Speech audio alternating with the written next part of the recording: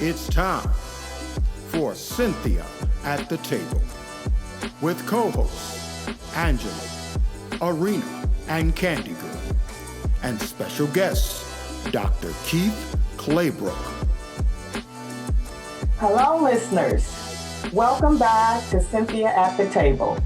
Thank you for joining us today. I'm your host, Cynthia. Even in the face of a relentless pandemic, economic setbacks, civil tensions, and administrative challenges, we had an amazing and fabulous first year with Cynthia at the Table. I am excited to be returning for season 2, and I'm so delighted to have all of our listeners rock with us in 2021. We have much in store for this season, and we can't wait to share it with you all. With that, we're kicking off season 2 with a special episode on Black History Month with our special guest, Dr. Keith Claybrook Jr., who we will be talking with shortly. I am always so extremely excited to celebrate Black History Month because it allows us as a people to reflect on and highlight important events and the contributions and perseverance of significant figures who have been impactful and meaningful in shaping our present and future. Black History Month is not a celebration merely because I am Black. It is important to be reminded that Black History Month is about my history, your history, our history, and recognizing the stories and struggles of our ancestors and the generational impacts that have led us to being a resilient people who are empowered to forge ahead despite the odds. This year, as we celebrate Black History Month, I want to start off first with acknowledging this as being a monumental and historic year with the new administration. The appointment of our first ever Black and Asian woman vice president, Kamala Harris, whose agenda, amongst other things, will be promoting diversity and inclusion. You will recall during this time last year, leaders in our communities were encouraging their constituents to get out and vote and reaffirm to them that their voices mattered. Well, the results were beyond amazing. Secondly, I want to honor a historic man of conscience, Dr. Martin Luther King Jr. While there have been many, one of Dr. King's most profound and courageous messages for me as a leader is that on conscience. It says, cowardice asks the question, is it safe? Expediency asks the question, is it politic? But conscience asks the question, is it right?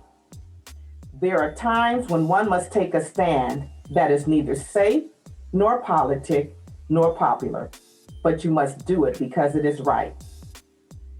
In listening to his last sermon speech while celebrating the commemoration of his birthday last month, I was able to reflect briefly on Dr. King's rationale and thinking around this quote.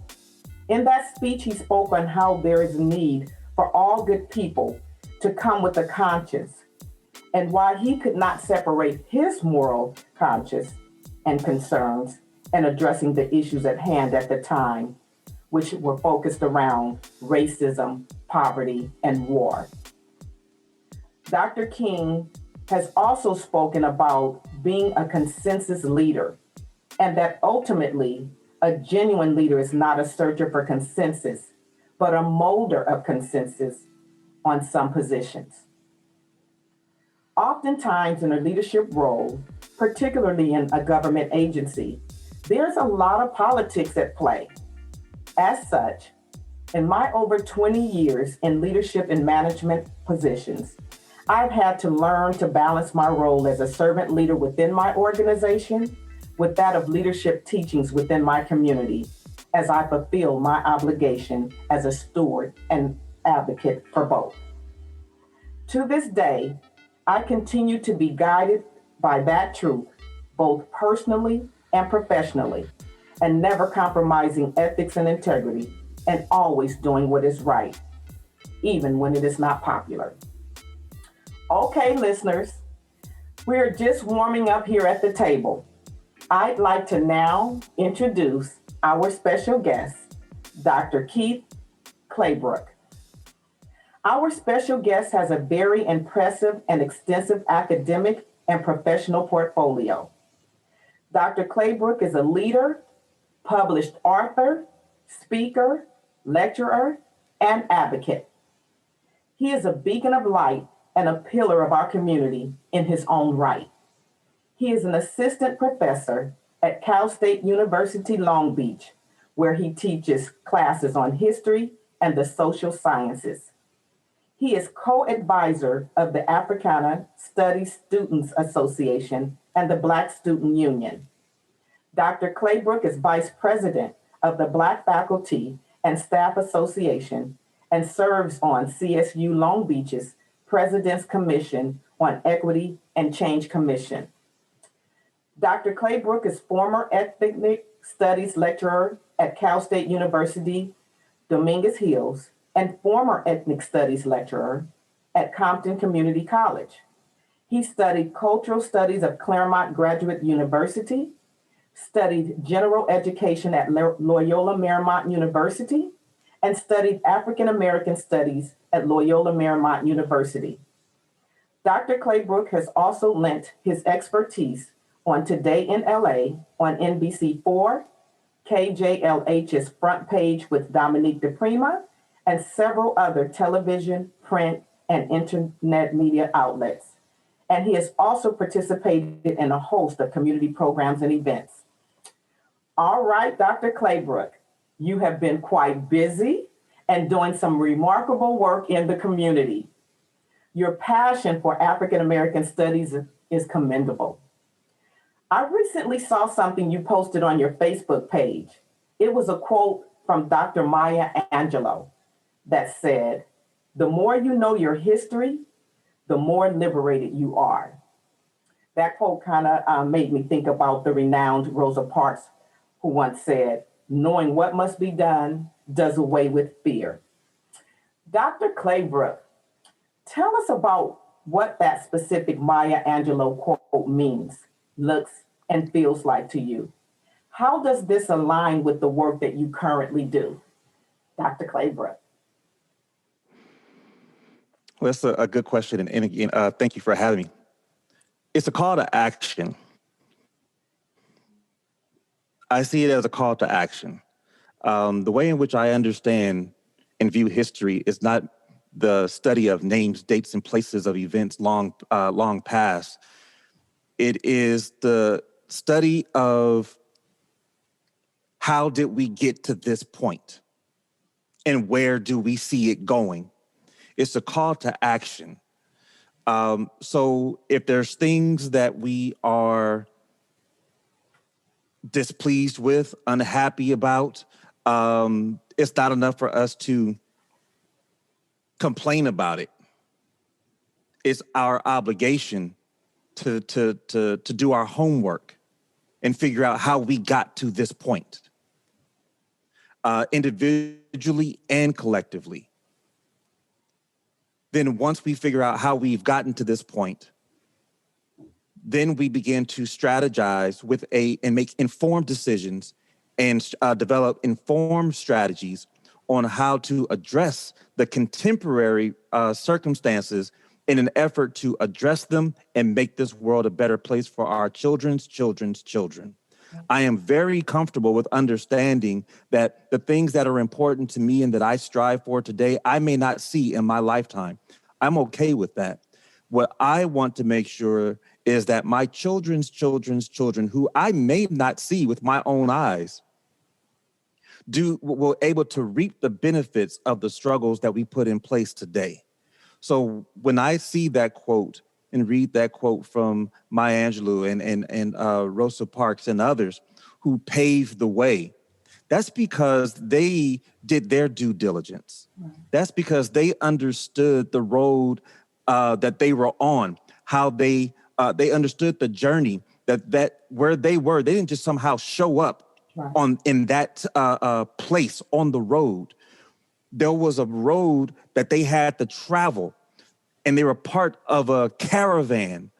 It wasn't just themselves. They were part of a caravan of Black men and women and children, who were struggling to get to a destination, this destination of freedom. This destination of freedom that has seemingly kept on moving further and further away, so it seems from time to time. But when we study that history, it becomes liberating because we understand that we're not in this caravan alone. We're not the only ones behind the wheel. We have a host of other, shall we say, freedom fighters along with us who are making strides, making moves, so that we can reach that destination of freedom. And then once we also study history, we see that although there has been a long struggle, we also see there's been a lot of victories along the way. And so we celebrate those victories, but we don't get complacent in those victories, because we see there's been instances of taking 2 steps forward and a step back, 2 steps forward and 3 steps back, you see. And so when we study that, we understand how those situations have been a reality in many instances in our sojourn in the United States. That means then that when we become students of history, that we, as we struggle for that freedom, we also make sure that we plan and organize to maintain and protect those freedoms once they've been attained. So I see her quote as a call to action. And that's how I see the role and the purpose of the study of history, is as a call to action to understand how we got to where we are today so we can make informed decisions on how to improve tomorrow. Thank you. And you are informed. How are you celebrating Black History Month? I celebrate. During February, I'm so busy, on campus, with the students and the programs, the campus programs, the community programs, the internet programs and the like.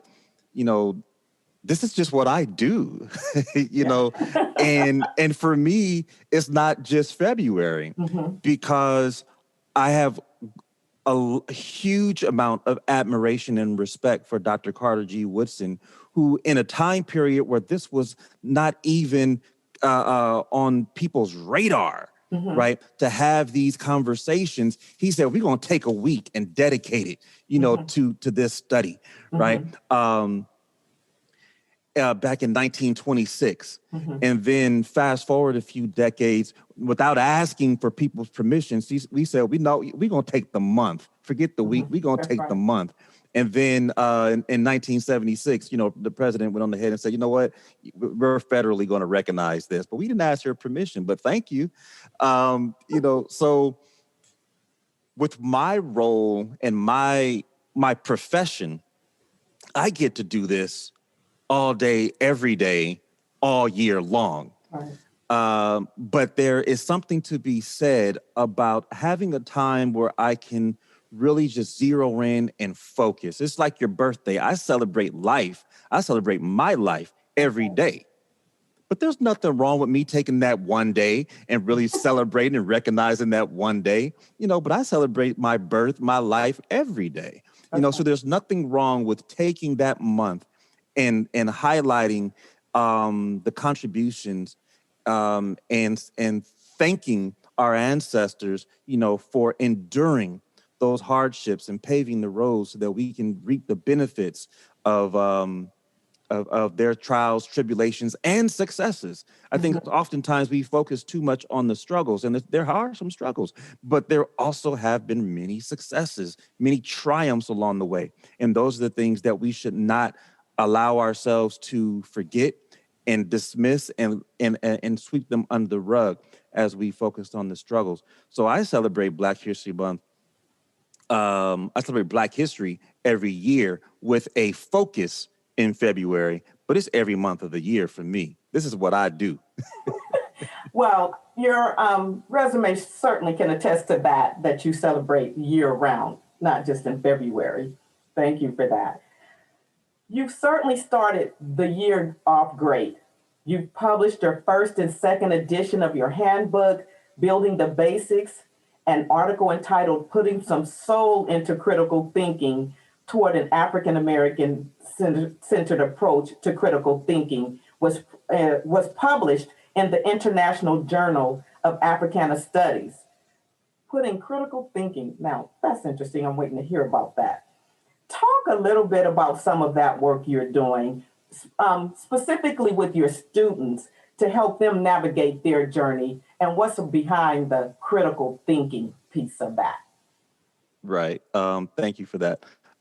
So I was not the strongest student coming out of high school. I wasn't a horrible student, but I wasn't the strongest student coming out of high school.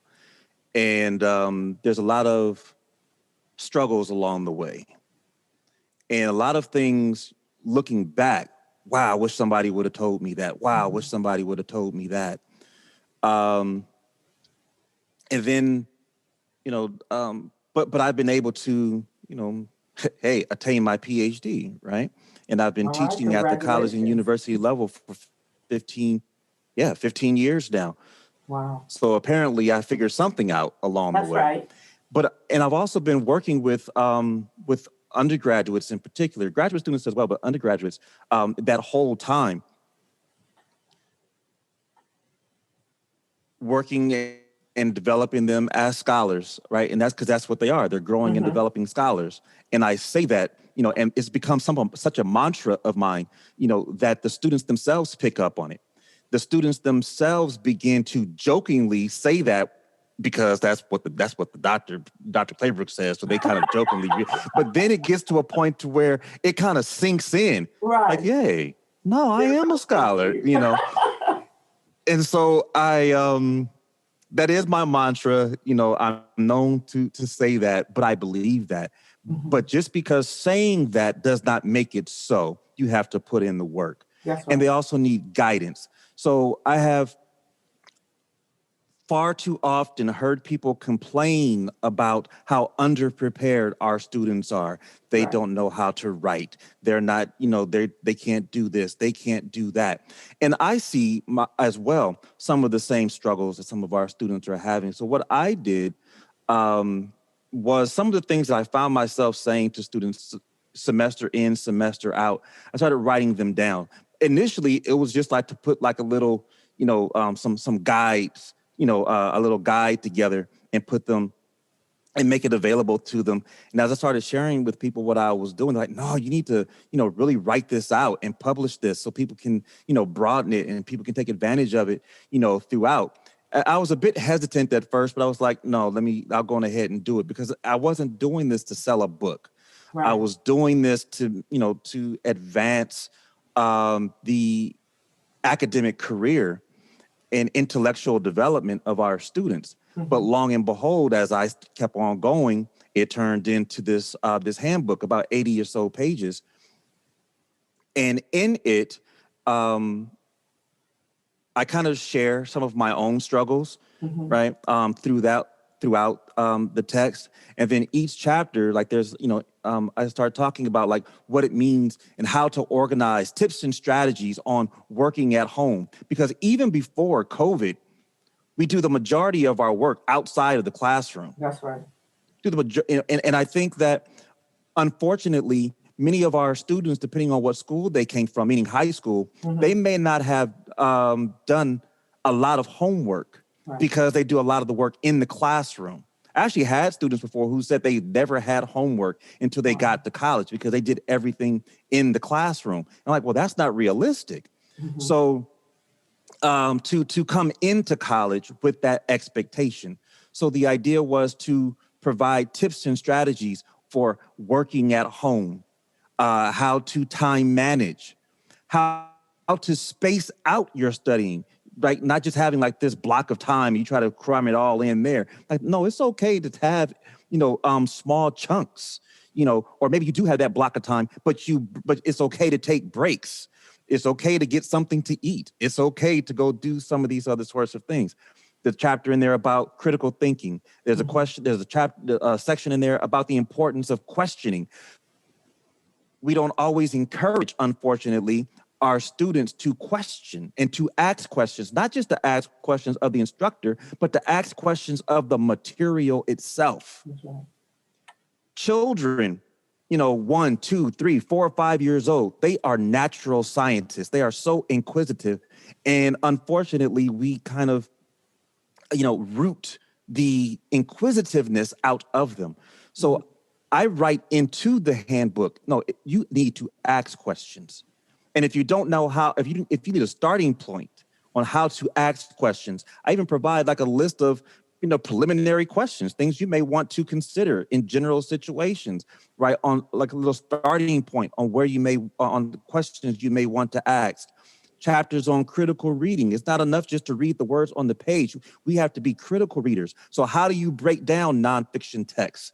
How do you break down fiction text? How do you approach a textbook, right? These things are discussed. How to approach scholarly writing, how to prepare for quizzes and exams, how to collaborate on group projects with others. So there's tips and strategies for all these things in the handbook, because in no place in the handbook do I say that if you do these things, it's going to improve your grades. Because for me, it's not about the grades. It's about increasing the learning opportunity. It's about maximizing learning. Because if we maximize the learning experience, hopefully and ideally, the grade will take care of itself. But I'm interested in maximizing learning, and so that's where the handbook came from. And that's what the handbook is intended to do, is to be a guide, to be a resource. So if the student is struggling, they have this paper that's coming up in their class, and I just finished let me turn to this chapter in Building the Basics and see what Dr. Claybrook said. Okay, here's some of those tips and strategies. Did I do that? Okay, I have my quiz that's coming up. What did Dr. Claybrook say about preparing for the quiz, right? It's a quick reference. That's what I intended to be, right? And to be user-friendly, ideally for those who are like juniors and seniors in high school and freshmen, sophomores, in college, ideally as like that target population for the handbook. Now, you asked about the critical thinking piece, putting some soul into critical thinking. That's right. And when I say soul in the sense of, on a very spiritual sense, and then on a broader cultural level, right? Mm-hmm. So like the way in which we talk about soul food, or back in the 60s, we talk about the soul walk or the soul handshake, right. He got soul, that sort of thing, right? Right. So there's a cultural element to that, because that's part of my argument, is that critical thinking is a cultural process. Mm-hmm. If culture informs our thoughts and behavior, then we have to take culture into account when we are thinking critically. So what happens is in K through 12, as well as in college, when we start thinking about some of these things philosophically, and it is a philosophical conversation, we start with Plato, Socrates, and Aristotle. Now, I have no quarrels with Plato, Socrates, and Aristotle. My problem comes when we start acting as if other groups of people around the world didn't have their own great thinkers and sages and philosophers who had their own understanding of the world and our place in it. Mm-hmm. Right? As if African people didn't have great thinkers and philosophers and sages, and Native Americans and people in China and Japan and so on and so forth. So when we begin to export the culture of Europeans, and I'm talking about Plato, Socrates, Aristotle in particular, at right. this point, as if it is universal for all people, then what you're saying is that culture is universal, but it's not. So it is a way for us to recognize that African people and their descendants also have a culture, one. And if they have a culture, then two, that means they have their own unique approach and contribution to the critical thinking process. And then thirdly, if they have their own unique contribution to the critical thinking process, then what does that look like? What does that mean for us as educators? to develop those critical thinking skills into deep thinking skills, into what I refer to as African deep thought, right? And I'm borrowing that language from educators like Asa Hilliard, right? This language of African deep thought, where you draw upon the cultural values and processes that are embedded in the culture of the people themselves, right? And so that's where that comes from, and it's been well received, to this point. I've gotten a lot of positive feedback, and I've even had my students, read sections of it, and I'll speak to that. There is a section in the handbook that has the, shall we say, age appropriate, right, or grade level appropriate, same discussion, just instead of the academic, right, where in the scholarly journal that's written for, other academicians, the same premise is written in a user-friendly way for, high school and college students, early college students, so they can also make sense of and understand that. So a lot of what I do is thinking about what our students need and how it can add to their intellectual and academic tool bag, right? So that they can be successful, not just in earning good grades, but in developing themselves as scholars, because that's what they are. They're growing and developing scholars who's going to go into whatever career, whatever niche they, path they find themselves in. You go in there with the skills and the tools and the resources available at your disposal, ready to do your best work. And as my grandmother said, do that work and leave this world a better place than what you found it, right? And so, but in order to do that, you got to have the skills. Mm-hmm. You can have all the hopes and the dreams that you want, but you have to have the skills to make it happen. And so that's where the handbook, that's where the critical thinking piece, came from as well. And then also I have a recent piece that was also recently accepted for publication. I think it should be coming out next month. It's wow. A long academic title, Africana Studies, the Black Student Movement and High Impact Educational Practice. Anyway, the whole thing is really looking at activism, because that's the other area of my work, is looking at the Black freedom movement of the 50s and the 60s and 70s, its civil rights thrust, as well as its Black power thrust, as Dr. Maulana Karenga, kind of differentiates the two. But what I look at is activism as a intellectual activity in and of itself. Mm-hmm. Activism so it's not enough just to talk about raising your fist in the air, and shouting obscenities from a microphone and these sorts of things. That's just the spectacle. That's the spectacle, but the real work comes before and after the spectacle.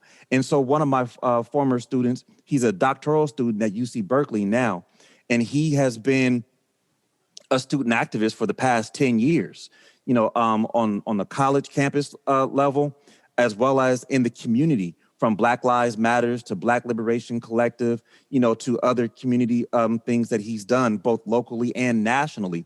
And so what I did in this piece is chronicle his experiences as a Black student activist, and drawing upon the work that I did in my dissertation on the Black student movement in Los Angeles from 1965 to 1975, saying that activism is an intellectual activity. I'm looking at, look at this as an intellectual activity. He's reading, he's thinking critically, he's putting on programs, he's having to engage different communities of people, right? A lot of these different sorts of things that are student learning outcomes in higher education, we can take a look at those outcomes and we can look at those practices to meet those outcomes and say, look, all those things are being met by those who are engaging in activist work. I did that in my dissertation that I'm in the early stages of turning into a book.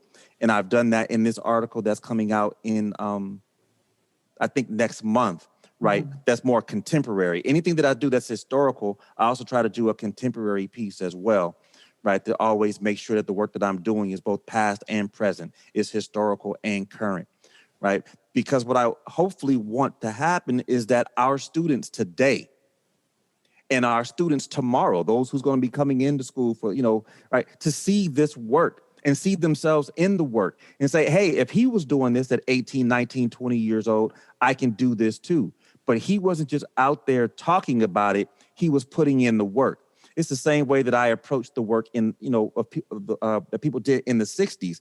It's also to take a look at what they were doing behind the scenes, the things that did not get caught by the news cameras.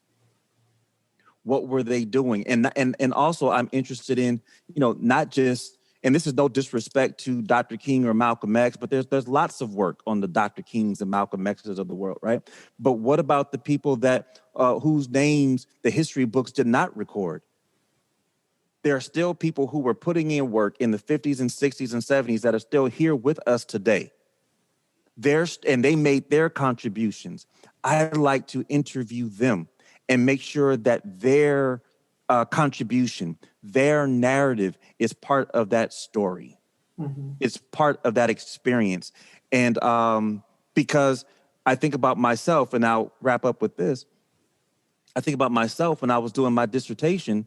My grandfather, my dad's father, passed away before I started working on this. But I'm reading a book in preparation for my dissertation, and there's my grandfather's name. Wow. He was interviewed by the McCone Commission as an observer of the Watts Rebellion in August of 1965. I didn't know this. My father didn't know this. Wow. The church that I grew up in, Bellevue Presbyterian Church on 118th, in between Avalon and Central, they held meetings there. Wow. During and after the rebellion to contribute to the rebuilding of the community. I see these direct connections in the work that I do, right?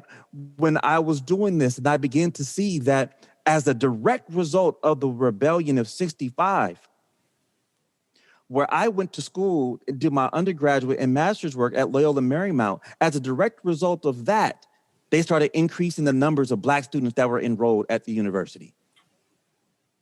And soon after that, they started the Black Student Union. When did I come to recognize that? When I was the BSU president myself as an undergrad who's looking into this information. So that's why I said that looking at history is not just something, names, dates, places of this distant past. We're living it. We still have people with us today who were movers and shakers and history makers in their own right in their youth. But we also have people who are history makers right here, right now, today in their own right. And they need to be recognized, celebrated, while they can still hear the praise and admiration, right?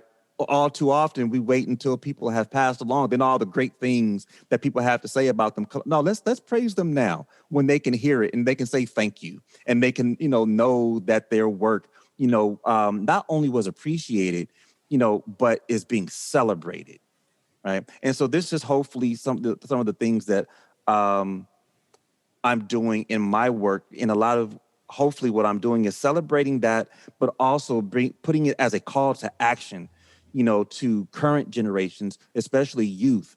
You don't have to wait around for somebody to say, do your part. If there's something that you see that's a concern, you make moves. You just do it in an informed way. You do it in a calculated way, but make moves, do your homework before and after. W.E.B. Du Bois said that the real work for the movement comes before the movement and after the movement. That's when the real work is, right? And I take that very seriously. And so that's where that work, and that study of history comes in, all right? So I hope that answers your question. It absolutely does, and some. Thank you. Such an incredible journey, story, and experience, and helping to connect the dots, even for informing the future leaders in academia and in Black history. So, thank you for that. Well, listeners, that's our time for this episode. I want to take this opportunity to really thank you profusely, Dr. Claybrook, for joining us at the table today. You have been so enlightening. Folks, you can check out Dr. Claybrook and his great work on his website, which will be posted on the Cynthia TheTable website after the show. In closing, as we wrap up Black History Month, I want to leave our listeners with a quote by Dr. Cornel West, the well-renowned African-American philosopher, political activist, social critic, author, and public intellect. It says, if your success is defined as being well-adjusted to injustice and well-adapted to indifference, then we don't want successful leaders. We want great leaders who love the people enough and respect the people enough to be unsought, unbound, unafraid, and unintimidated to tell the truth. This gives much meaning in what is going on in our communities and our nation. This quote helps me understand and to put my role as a leader into perspective and help me to realize that I don't want to just be a successful leader. Cheerleading on the sideline is not enough. I must not only talk the talk, but also walk the walk of a great leader. One who stands up for equity, inclusion, and justice. One who never sacrifices integrity for popularity. One who always does what is right. Listeners and viewers, be sure to join us at the table next time. And don't forget to link up with us on our Cynthia at the Table Facebook page, as well as our website, to learn about our latest events and activities. Until next time, continue to stay safe, stay well, and stay connected. Thank you all. Bye-bye. Thank you, Dr. Claybrook, again. Thank you for having me.